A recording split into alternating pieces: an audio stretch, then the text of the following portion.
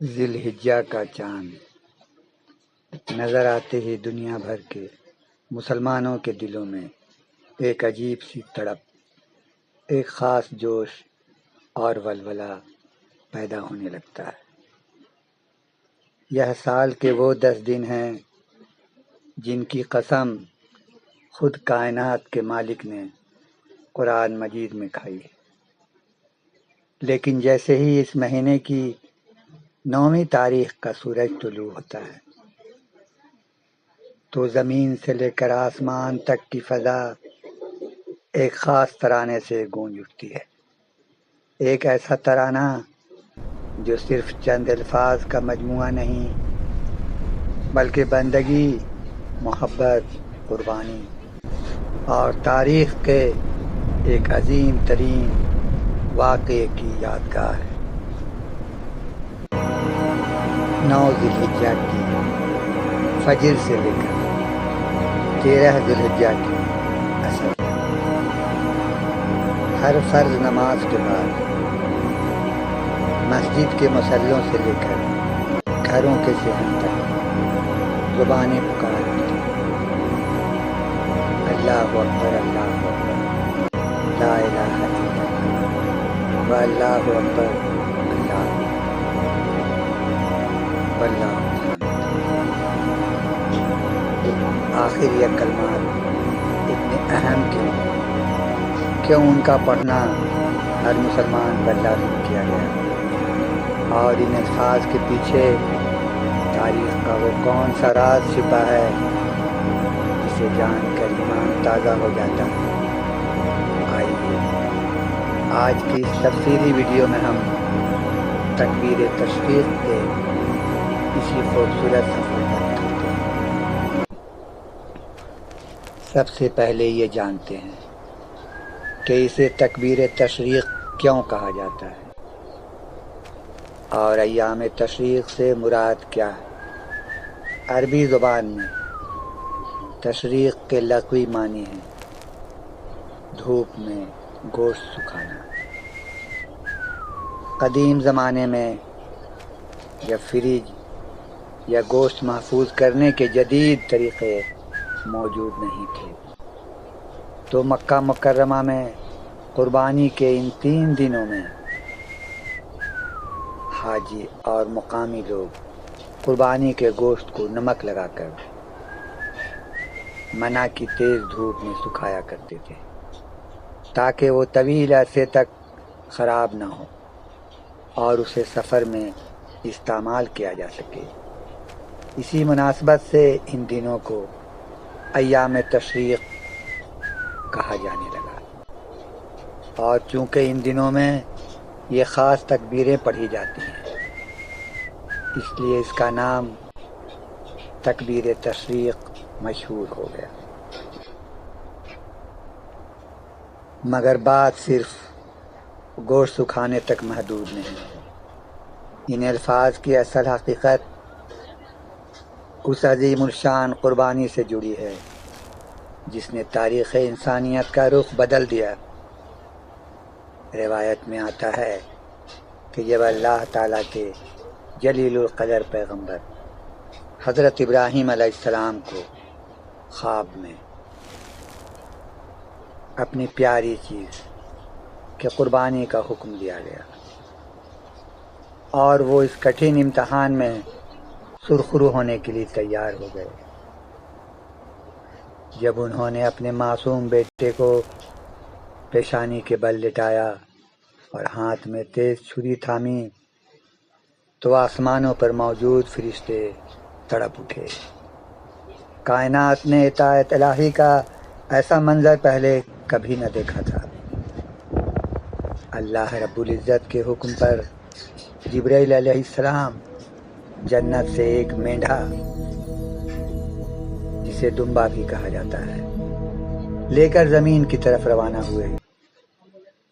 جبرائیل علیہ السلام کو اندیشہ ہوا کہ کہیں میرے پہنچنے سے پہلے ابراہیم علیہ السلام چھری نہ چلا دیں، اس لیے انہوں نے آسمان سے ہی بلند آواز میں اللہ کی بڑائی بیان کی اور پکار اٹھے، اللہ اکبر، اللہ سب سے اللہ بڑا ہے، اکبر۔ اللہ سب سے بڑا ہے۔ جب حضرت ابراہیم علیہ السلام نے آسمان سے فرشتہ وحی کی یہ صدا سنی تو انہوں نے اوپر دیکھا اور جان گئے کہ رب کی رحمت جوش میں آ چکی ہے اور امتحان مکمل ہو چکا ہے۔ انہوں نے جواب میں کہا، لا الہ الا اللہ واللہ اکبر، اللہ کے سوا کوئی معبود نہیں اور اللہ سب سے بڑا ہے۔ اور جب زیر ذبح موجود معصوم اسماعیل علیہ السلام نے یہ کلمات سنے اور دیکھا کہ ان کی جگہ جنت کا دمبا آ چکا ہے تو ان کی زبان سے شکرانے کے یہ الفاظ نکلے، اللہ اکبر وللہ الحمد، اللہ سب سے بڑا ہے اور تمام تعریفیں اللہ ہی کے لیے۔ سبحان اللہ۔ فرشتہ وحی حضرت جبریل علیہ السلام خلیل اللہ اور ذبیح اللہ کے درمیان ہونے والے اس عظیم مکالمے کے یہ وہ کلمات ہیں جو اللہ تعالیٰ کو اس قدر پسند آئے کہ قیامت تک آنے والی امتیوں کے لیے ہر فرض نماز کے بعد ان 5 دنوں میں ان کا دہرانا واجب کر دیا گیا۔ آئیے اب آتے ہیں اس کے فقہی اور شرعی احکام کی طرف تاکہ ہم سے اس کی ادائیگی میں کوئی غلطی نہ ہو۔ تکبیر تشریق کا وقت کب سے کب تک ہے اس کا حساب بہت آسان ہے، لیکن اس میں معمولی سی غفلت بھی نقصان دہ ہو سکتی ہے۔ یہ تکبیریں 9 ذی الحجہ کی فجر کی نماز سے شروع ہوتی ہے۔ یاد رہے کہ یہ وہی دن ہے جسے یوم عرفہ یا نمی کا روزہ بھی کہا جاتا ہے۔ یہاں سے شروع ہو کر یہ عید کے 4 دن چلتی ہے اور 13 ذی الحجہ کی عصر کی نماز پر ختم ہوتی ہے۔ اگر ہم کل نمازوں کا حساب لگائیں تو 9 ذی الحجہ کی 5 نمازیں، ہر فرض نماز کے بعد 10 ذی الحجہ کی 5 نمازیں جس میں عید کا دن بھی شامل ہے، 11 ذی الحجہ کے 5 فرض نمازیں، 12 ذی الحجہ کی 5 فرض نمازوں کے بعد اور 13 ذی الحجہ کی 3 نمازیں فجر، ظہر اور عصر تک۔ مجموعی طور پر یہ 23 نمازیں بنتی ہیں۔ ان 23 نمازوں میں سے ہر نماز کے بعد جیسے ہی امام یا آپ خود سلام پھیریں تو فوراً بغیر کوئی دوسری بات کہے 1 مرتبہ یہ تکبیر پڑھنا واجب ہے۔